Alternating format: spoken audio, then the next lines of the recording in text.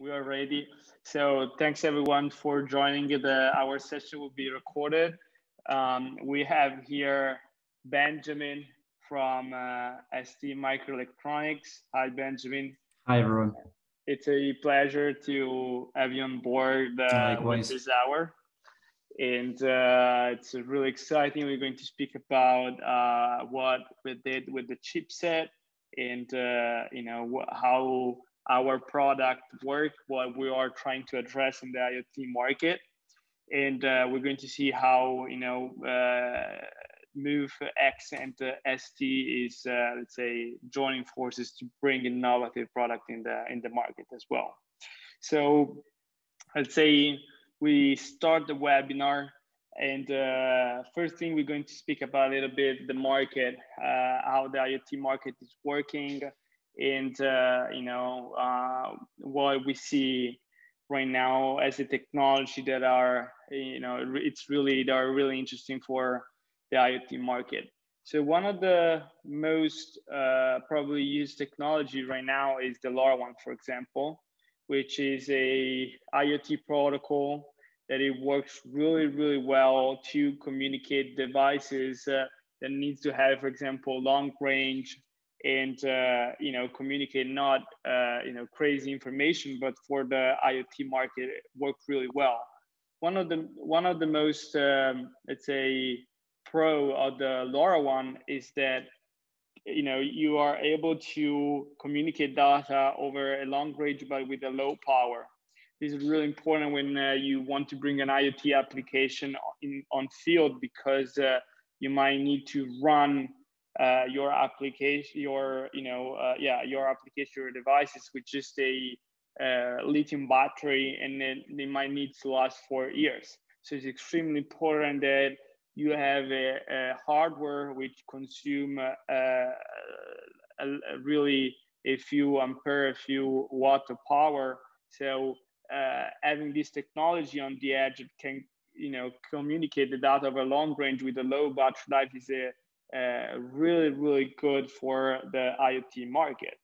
Right now we are seeing a huge amount of IoT applications that are creating more and more let's say chaos in the market. We're bringing disruptive technology in the IoT market, and it's really exciting. We can see that there are operators in the LoRaWAN that are bringing the IoT basically everywhere. So you don't maybe need even a gateway, for example, to connect your devices. We're seeing also platform for the IoT. So I'd say the IoT market right now is really mature for all these new kind of applications.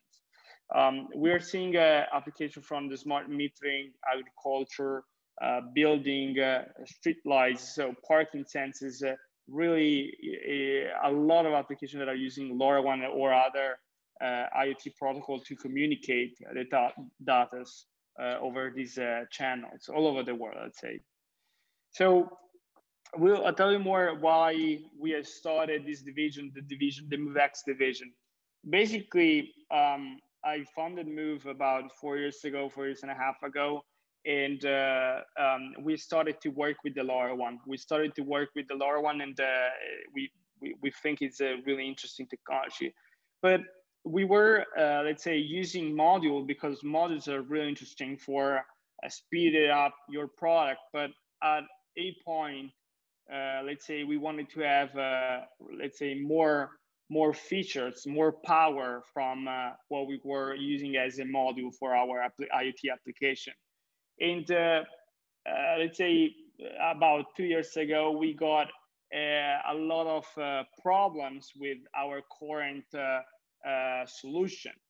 And at that point, the technical department and I decided why we don't do a module of ourselves for us, but for also other people that might encounter the same problems that we found in our way.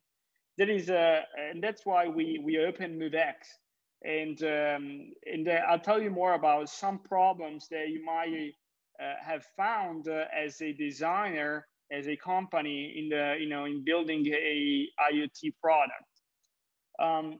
One of the main problem that we have seen for us is that we were buying module, but this module didn't have really the numbers of GPIO that we were needing for our application. Basically, on the paper, on the sheets, it looked like that this module, for example, of some company had a lot of GPIO, but in reality, there were just a few because a lot of them were, let's say, multiplexed, or they were using for testing for manufacturing. So it wasn't really, let's say, the things that we wanted. We wanted to use one module for different peripherals.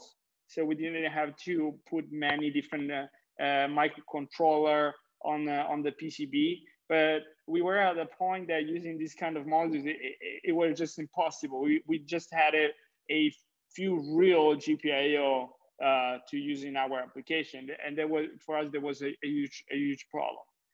Another thing is that if you want to use an IoT wireless system, so if you want to use an IoT wireless protocol, RF design is extremely important.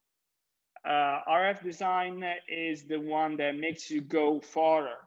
If the RF design is not made properly, or if you have, let's say, you don't check for all the RF parameter, for example, some scattering parameter, S11, there are different parameters. And if the designer it's not, let's say, experienced enough, we found that many difficulties go really far away with the previous solutions, for example. Another thing is that RF designs means that you need to certify your product.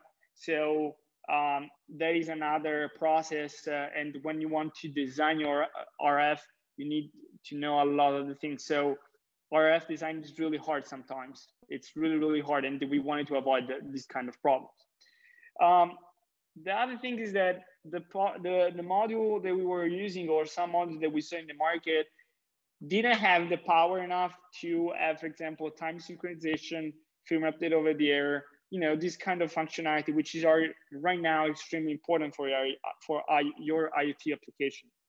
As I said before, there are agriculture application, smart lighting, smart metering, they are connected. But then the designer go far and they change the firmware, so they might want to send to the customer a firmware update over the air. Now, if you don't have a chipset, or if you don't have a model which is prepared for that, that is extremely difficult.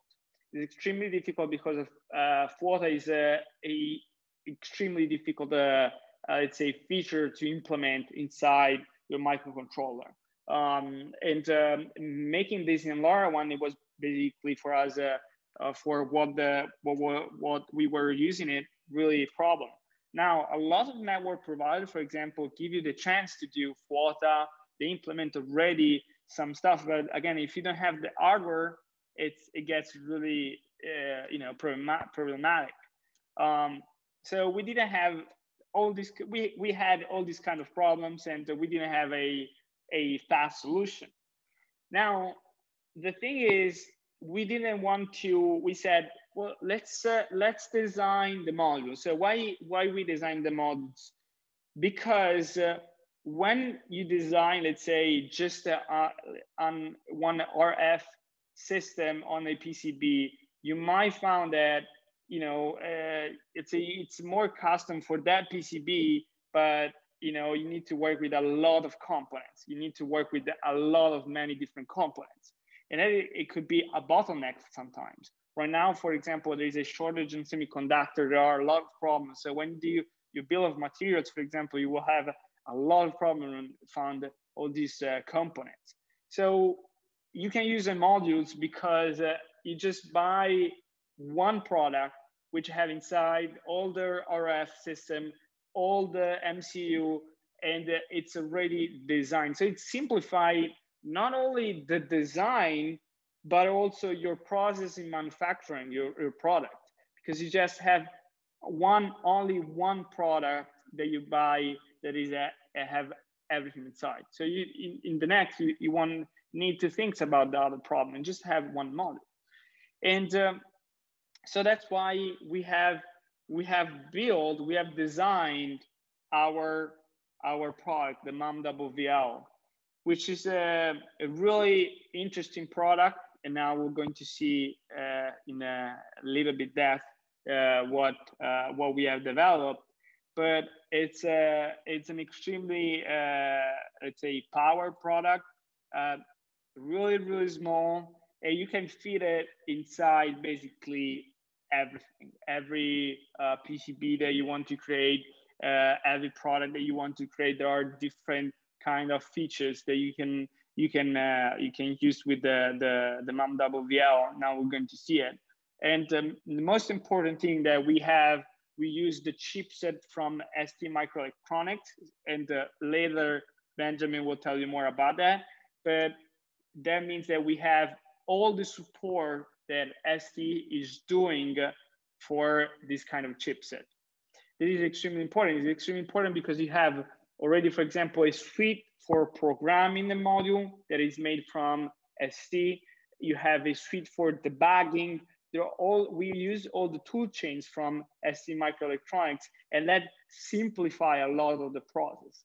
Another thing is the module is open. So that it means that you can use everything, every part of the module as you want it. You can program it as you want it, and this is really important. Let me say this.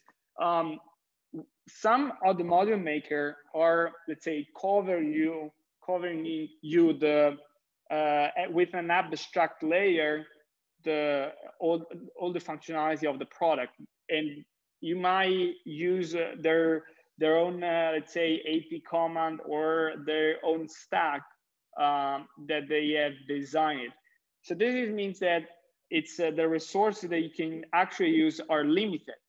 I've seen in the market that there are modules that use, for example, a kind of operating system. So you just call basically an API through the layers, but that means that you're not using the real power of it.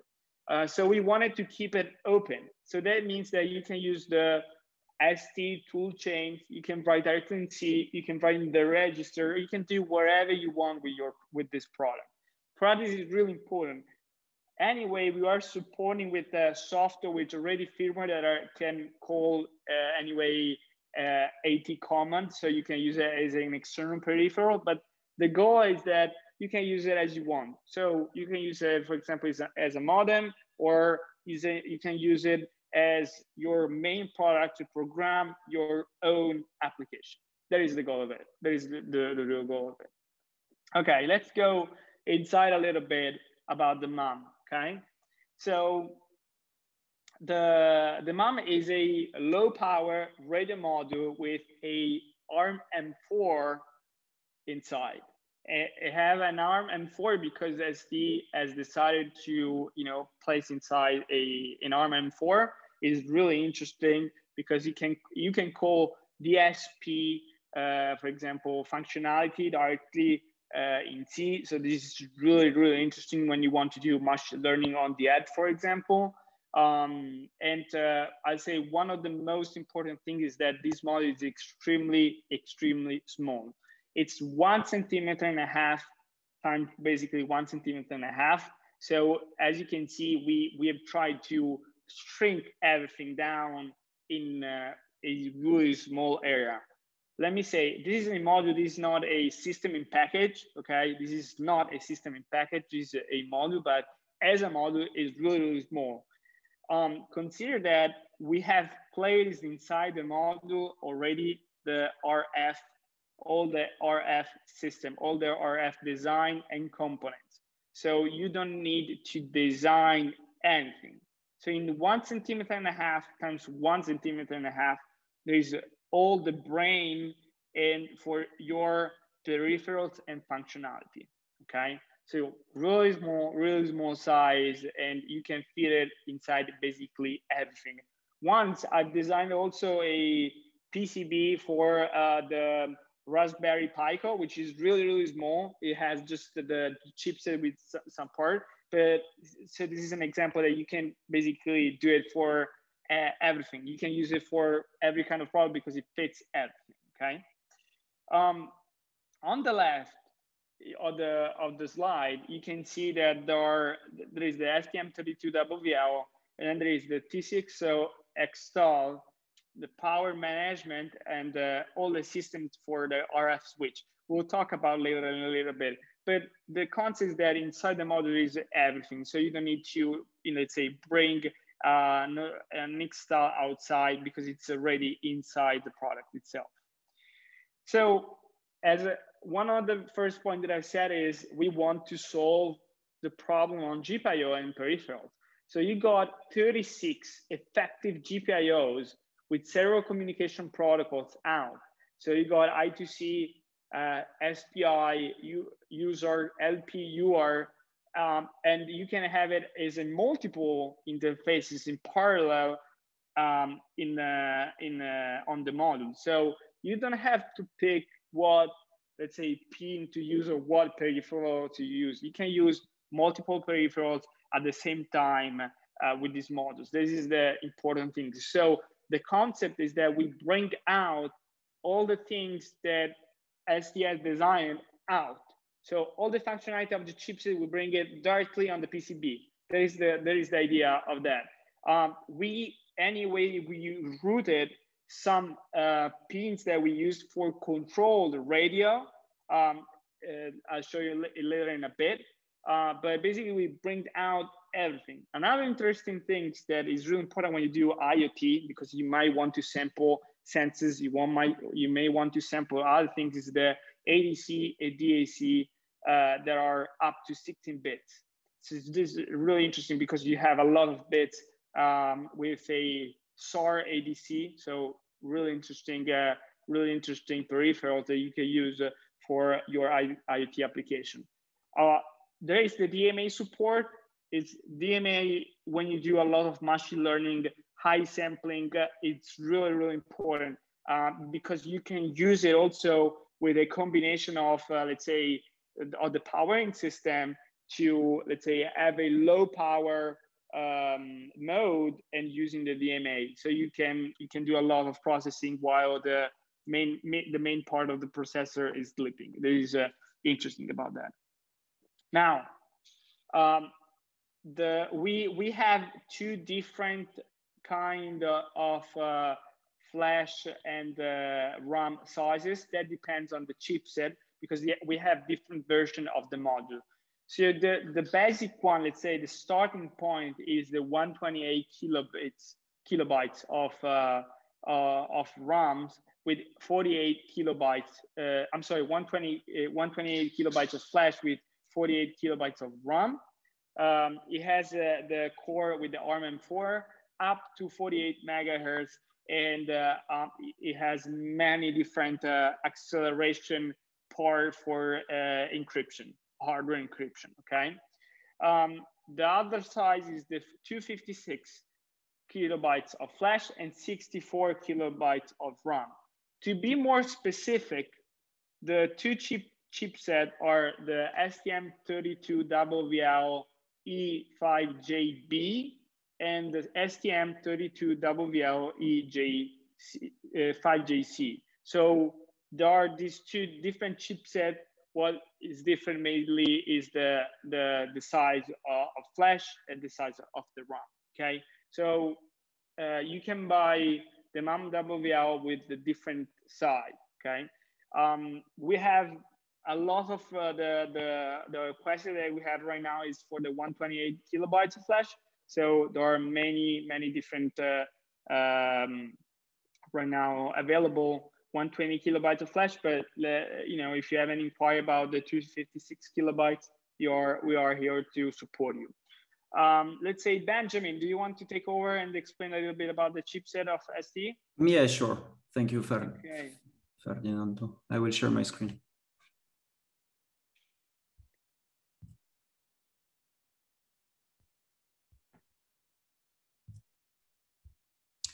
Okay, so hi again, everyone. Thank you very much for attending this webinar. We are very happy to be here with MoveSolution and Ferdinando. So as explained by Ferdinando, we will focus now on the integration of STM32WL system on chip itself inside the MoveX module. So we will try with some reminder. We will first start, with some reminders about the portfolio of microcontrollers from ST, historically constituted of three main segments, so ultra-low power ones, mainstream or high performance ones, depending on their internal architecture. But of course, today we will focus on the wireless MCU segment, constituted of STM32WB for 2.4 gigahertz communication, such as Bluetooth, Zigbee, and Thread. But of course, today we will highlight the STM32WL for sub-gigahertz communication. So what is STM32WL all about? Basically, we embed on one single silicon die both the architecture of a ultra-low power STM32L4 microcontroller along with a LoRa-enabled multi-modulation radio. So it's really important to understand that everything is embedded on one single silicon die. And to do so, we can have in mind what I call here the integration pyramid, basically meaning that on the market currently, there are many ways to implement a LoRa-enabled multimodulation system. The simplest one and less integrated solution would be a PCB. Okay, containing a standalone general purpose microcontroller along with a standalone LoRa transceiver, for example. Then we could think of a first generation module made of a general purpose microcontrollers such as STM32L0, for example, plus a standalone LoRa transceiver. Going further inside the integration, we could think of system in package embedding different silicon dies on a single package. Well, in the framework of STM32WL, it's a whole different story because everything, all the technical features are embedded on the same silicon chip. So having reminded so, and as explained already by Ferdinando, when we open the MoveX module, we see that at the very heart of the module, there is STM32WL system on chip, which means that actually the MoveX MAMWLExx module is actually one of the most integrated solutions that you can find on the market right now for LoRaWAN transmission along with multimodulation capabilities. So the 8 key points to have in mind when dealing with STM32WL chip itself and with MoveX modules are the following ones. First of all, it's a multi-modulation compatible. We will see in the next slides what that means in terms of protocol capability. It comes with a massive integration, which leads to cost saving actually, because it's very integrated. And that's why the price of the MoveX module is more affordable than a competitive module, I would say. As explained by Ferdinando, the WL inside the module is a fully open platform. So it will always be up to you to totally decide what you want to flash or implement inside your WL, inside your MoveX module. Of course, it's a ultra low power chip coming with safety and security features. Also, we have a large offer of packages for WL system on chip. So BGA package as the one integrated inside the MoveX module, but also we have QFN. One very important point now is the fact that the STM32WL comes with a very robust and famous ecosystem. So MoveX users will be able to benefit from the very good ecosystem coming with STM32WL.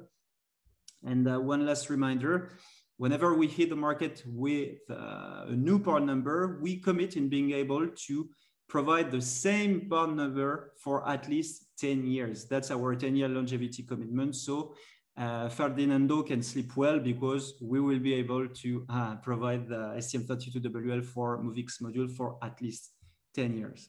So let's see what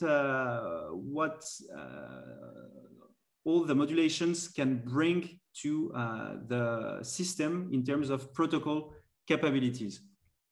So LoRa modulation, of course, means that you will be able, with MoveX module, to target the LoRaWAN protocol as standardized by the LoRa Alliance. But then that's not all, because you will also be able, as the module is fully open, to target whatever LoRa-based proprietary protocol.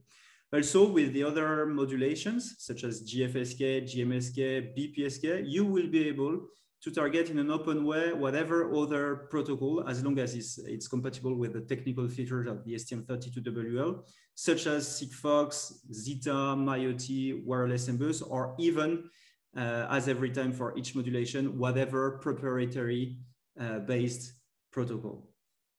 So let's have a look now on the block diagram of the STM32WL at the heart of MoveX module. So don't worry, I will not detail all the blocks here, but rather focus on some of the most important ones. So I've already highlighted the multi-modulation compatibility of the product, but also for your information, and as we've just seen on the diagram presented by Ferdinando, there are actually two power outputs inside the STM32WL, one which can go up to 15 dBm, and another one which can go up to 22 dBm. So if you target, for example, the European market, you will rather use the 15 dBm power output because this one is more optimized at 15 dBm in terms of power consumption, or 14 dBm for Europe. Whereas if you target, for example, the American market at 915 megahertz, then in that case, you will use the 22 dBm power output. Both of these outputs are actually programmable with 32 steps. Also, the frequency range of the STM32WL is linear in between 150 to 960, making the product compatible with whatever geographic area from a sub-gigahertz regulation standpoint. Also, in terms of power consumption, there is actually inside the device both an embedded LDO and an embedded DC-DC, so that you can really adapt your power consumption to your applicative use cases.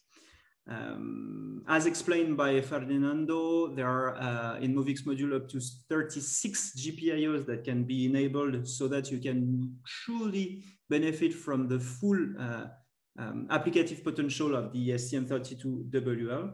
And last but not least, what I will highlight here is the fact that you need only one 32 megahertz crystal inside the module to synchronize both the radio part of the STM32WL and the high-speed external clock of the microcontroller itself. Whereas on the first generation module, you would have actually needed inside the module two 32 megahertz crystal. So this feature from the system, from the STM32WL system on chip, actually reduces the bill of material and thus the cost.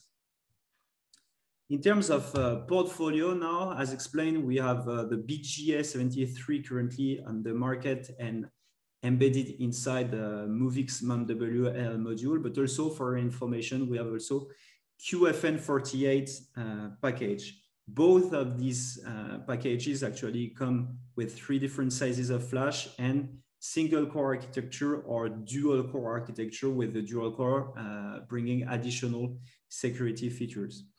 So as STM32WL is at the center of MoveX module, that means that MoveX module is actually compatible with all the main vertical markets in the framework of low power wide area networks.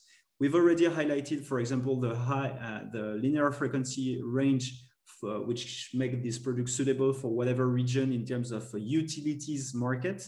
But also you can be sure that the budget link that you will be able to achieve with MoveX module will be very good for smart cities or smart buildings, for example. We have unique IDs inside the chip for asset tracking and logistics. And also, of course, the chip is also compatible with other vertical markets such as smart industry, agriculture, and even consumer applicative use cases, as Ferdinando mentioned at the beginning of the presentation when all the use cases were presented. So in terms of power scheme, STM32 microcontroller, or I would say general purpose STM32 microcontrollers, have always been very famous for their power consumption flexibility. There are many different power modes inside that are activable with the chip. And that means that you can actually play with the dynamic power consumption, for example, in between run, range 1, range 2, or sleep mode. Range 1 and range 2 actually stand here for voltage scaling, which can improve your dynamic power consumption. Or also you can play with the static power consumption, where when the device is not active.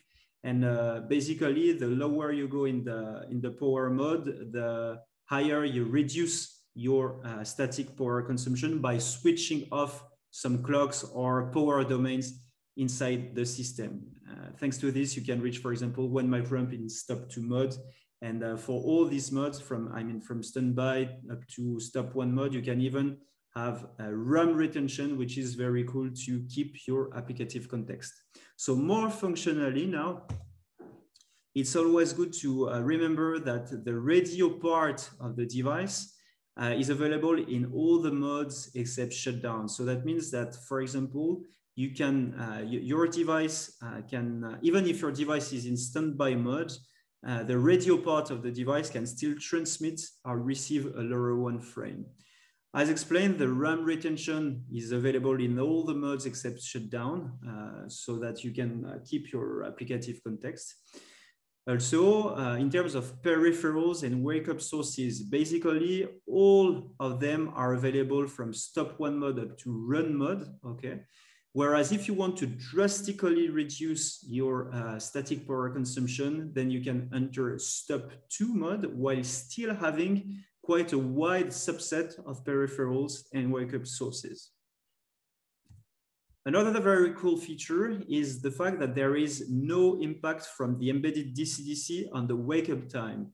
Usually it takes about 60 microseconds to wake up an embedded DC-DC, whereas with STM32WL inside MoveX module, basically if you let's assume that your device is in stop 2 mode, you want to wake it up. Then you will need to wait 5.5 microseconds. And then after 5.5 microseconds, you will be able to use your device straight away, even if the DC-DC is not ready. Because after 5.5 microseconds, the chip will use the internal LDO, and 44.5 microseconds later, then the DC-DC will be ready, and the device will automatically switch from internal LDO to DC-DC through a smart architecture inside the device. In terms of RF performance, I want to make clear that there were no compromise made on RF performance during the integration of the radio inside the system on chip. So the RF data is as good as what you could expect from a standalone implementation, enabling you to reach extremely good sensitivity, for example, minus 148 dBm for the rest sensitivity, which is actually extremely powerful. We've already mentioned that there are 2 power outputs inside the chip, and as mentioned by Ferdinando, you can leverage them, both of them, with the MoveX module. We saw that there is one matching network for a 15 dBm low power output inside the module, but another matching network for the high power output also inside the module. So with a switch, you can select your power output and adapt your power consumption and power output to whatever region you want to communicate. Now, in terms of ecosystem and stacks, whenever you will want to use the MoveX module, you will be able to find on st.com inside what we call STM32WL embedded software package, a LoRaWAN stack, which has been fully certified for all regions as defined by the regional parameters documentations of the LoRa Alliance. So this LoRaWAN stack is available on st.com in source code format, and this is very robust. This is available for you right now whenever you want to use MoveX module. Also, you will be able to benefit from the full ecosystem of STM32WL when using the module.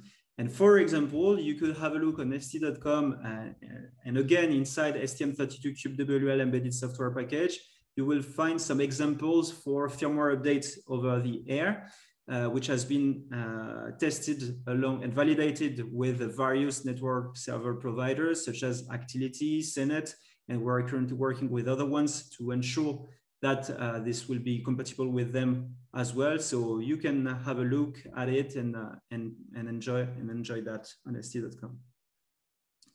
Let's keep on focusing on the STM32WL ecosystem that you will be able to benefit from when using MoveX module. So in terms of ecosystem, we have hardware ecosystem and software ecosystem. When dealing with hardware ecosystem, usually I would promote the hardware Nucleo development board, but today, of course, what I promote is the MAMWLExx hardware development kits embedding the MoveX module. This is great and for flexible prototyping as well, and you can find it on various distribution websites. Now, in terms of software ecosystem, all the tools that are available on st.com will be also made available for you in the framework of MoveX module usage, such as STM32CubeMX, for example, that can be used to generate some code automatically, for example, which is very good when you want to prototype in a very fast way. But also you can generate your clock tree synthesis in a graphic way, or a lot of configuration settings are available with just few clicks. STM32WL is the embedded software package containing the stacks, but also many applicative examples. I've already mentioned this. STM32Cube monitor can be used if you want to perform RF advanced testings with MoveX module. For example, if you want to try to test your LoRa commands or GFSK commands, you will be able to do so and plot it in a graphic way. STM32Cube programmer can be used to flash your device in a very user-friendly way and in a free way as well. And last but not least, we also provide a GCC toolchain-based IDE called STM32Cube IDE. Now, in terms of stacks, on st.com, you will find a LoRaWAN stack available in source code format, but also a Sigfox stack, which is open as well. Whereas if you want to target wireless MBus or MIoT, you will need to contact our partner, a German stack provider called StackForce. So StackForce created themselves wireless MBus stacks and MIoT stacks for STM32WL, and thus this is compatible with the MoveX module as well. And finally, we have a partnership ongoing with a Chinese company called Zi-Fi Sense, so that Zeta protocol can run on STM32WL soon as well. Zeta being a protocol currently growing in China and Japan, and it will come to Europe very soon as well. So I will conclude with all the savings that you will make when using MoveX module. As Ferdinando will explain just after, you will not need to worry about radio certification when you use the MoveX module, because the module itself is pre-certified. The integration factor of the module is basically the best on the market because it's based on STM32WL.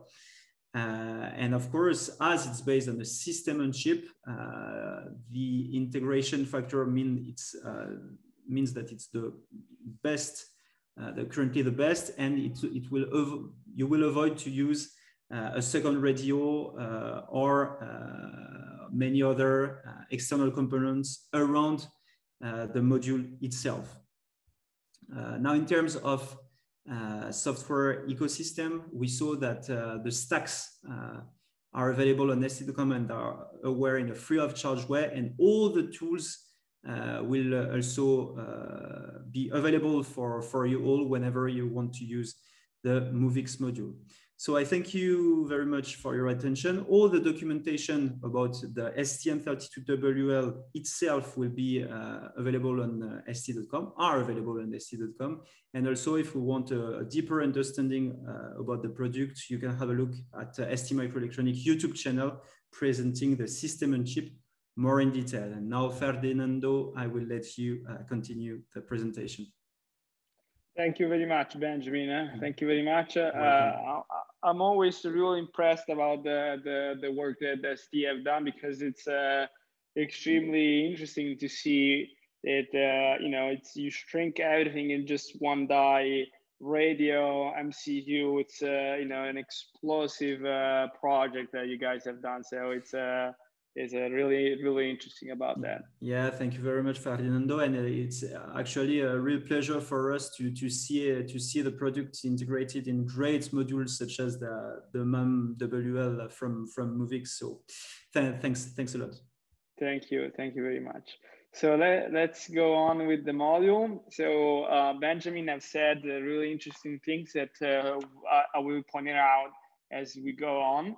About the system and the what you can have. So again, the MOM have a, let's say, mainly target two bands, which are the 868 and 915 megahertz bands. Now, if you, let's say, want to do need another kind of band, you can request us let's say, request. We'll see about the numbers. What we can do if you want to go on, for example, on the 433 megahertz band or other. Another thing is the module is already, the band is already available. So this means sometimes in the market we see that modules are or 868 or 915, because the RF match in front of the antenna is matched for one or the other. Let's say the band. So what we did is we wanted to have at least two band already well fitted inside the module. So when you buy the module is already 868 and 915, and you can just program the radio, or program the MCU depending on what band you want to target that. You can go up to plus 22 dBm, because we feed it inside the TCXO, so you don't even need to have it outside, it's already inside. And since we use the DC-DC, the SMPS functionality, let's say, feature of the chipset, we have a really low power consumption using the radio. This is really important. The product is already certified. So this is another really good point, because that is enable you not to go on all the certification again and again. It's extremely, certification process is extremely a long process. You will need to do a lot of testing. With the module you're already certified, especially using the antenna on top. Basically, you need to do at least really small testing. And this is really good. But let's say in the case you are in RF designer, and you like to design your own, let's say, matching network. You want to do all by yourself. There is a functionality that from an RF switch, we can bring the radio directly on a pin. So you will have a 50 ohm pin adapted with basically the, let's say, antenna on the pad. So you can build your chip antenna, your patch antenna, your PCB antenna as you want directly on the PCB, or having different kind of antenna directly on your PCB. For having this functionality, there is another version of the module that have this feature. Of course, if you choose the pad antenna, you won't have the coax antenna on the top, okay? So, or one or the other. This is another thing to show you that we did all the certification for CE, and right now we're doing the FCC, which is coming out in the next weeks. is already all really good. You can see that the low level on noise are really below all the requesting.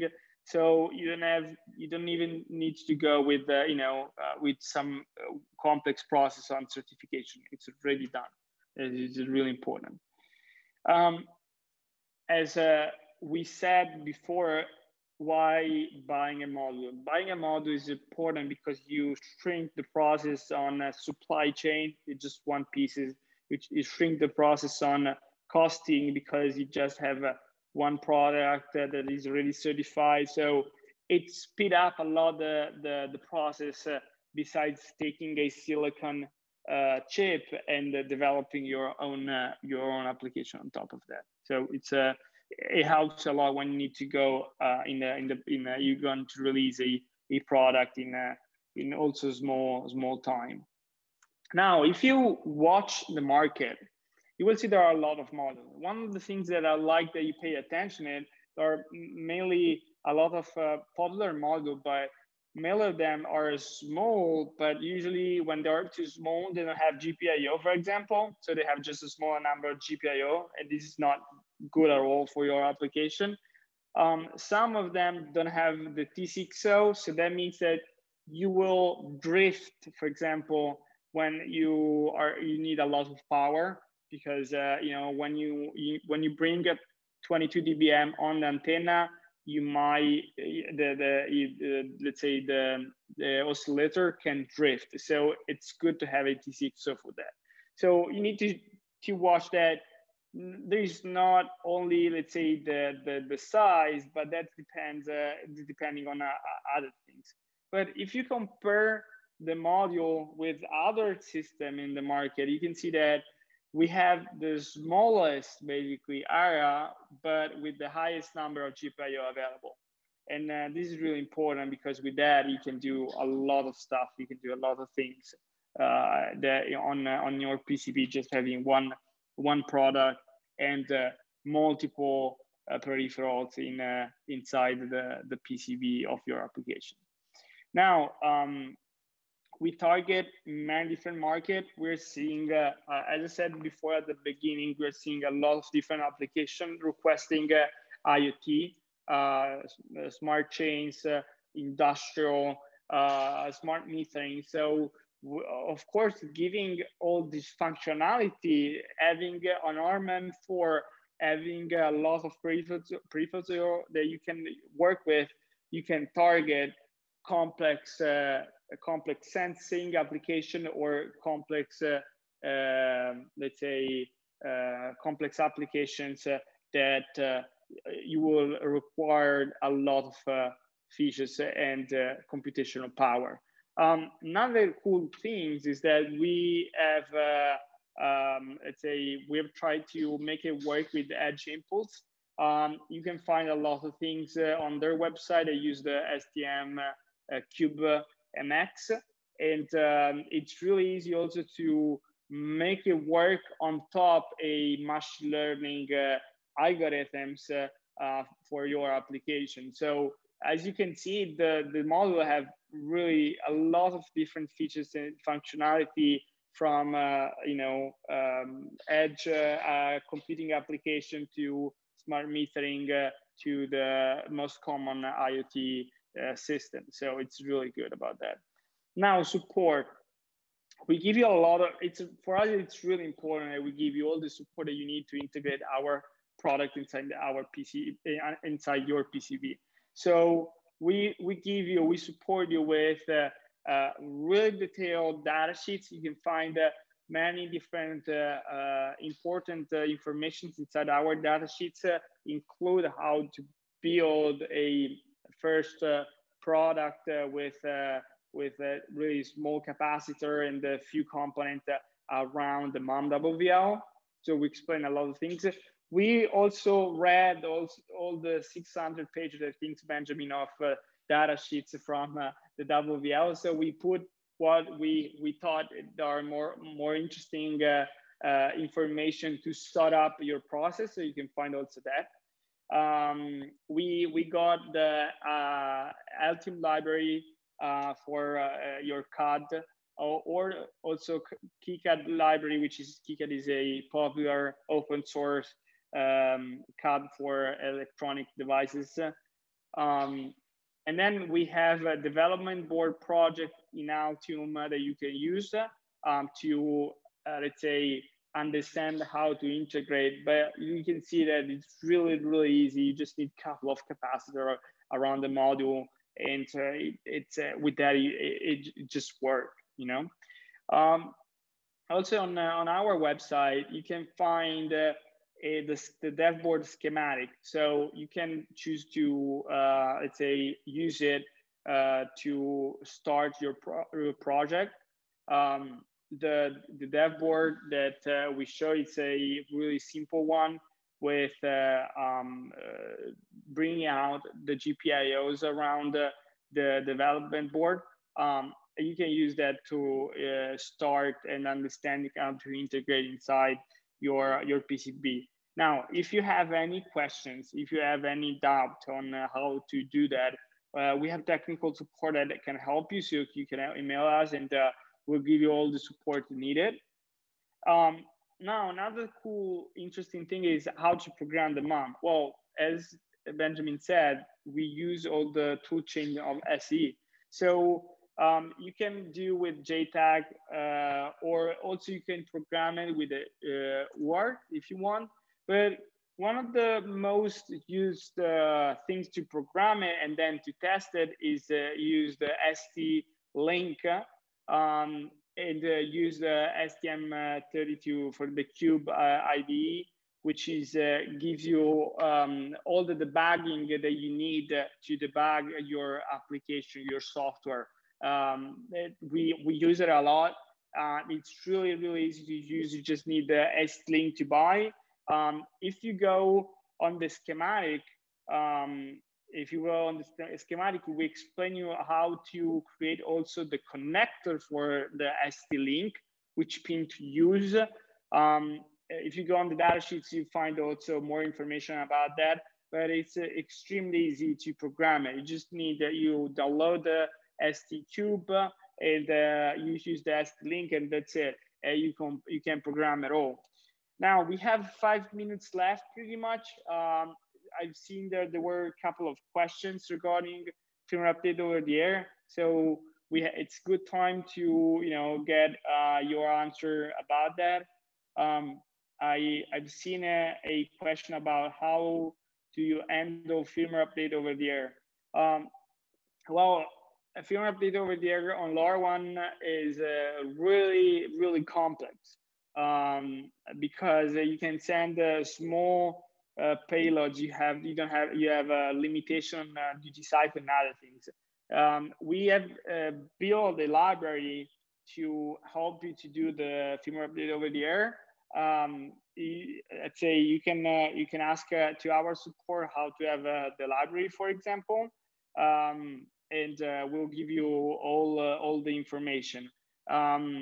There are also the firmware update over the air depends also on what network server you use. There are many of them: TTI, LoRaWAN, Activity. So I would suggest it's a complex matter, and there is a lot to know, but you can ask us, and we will help you to get it run your firmware update over the air on LoRaWAN.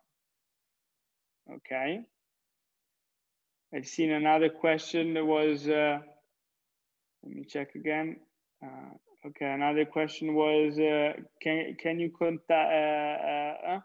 Let me see, from Chris. If you have if I have a question about IoT setups, can I just contact you all for consultation? Yes, you can contact us for consultation. You can contact us at info@MoveSolutions.it. This is good. Now, where you can find our module, we have a different distributor around the world, Mouser, DigiKey, TME. You can contact them and find all the information needed on pricing and other information about that regarding the availability of the modules. but you know, it's already in stock in many places, so you won't have any problem on get it. Okay, I think we are right on time. Benjamin, it was a pleasure to have you on board with this webinar.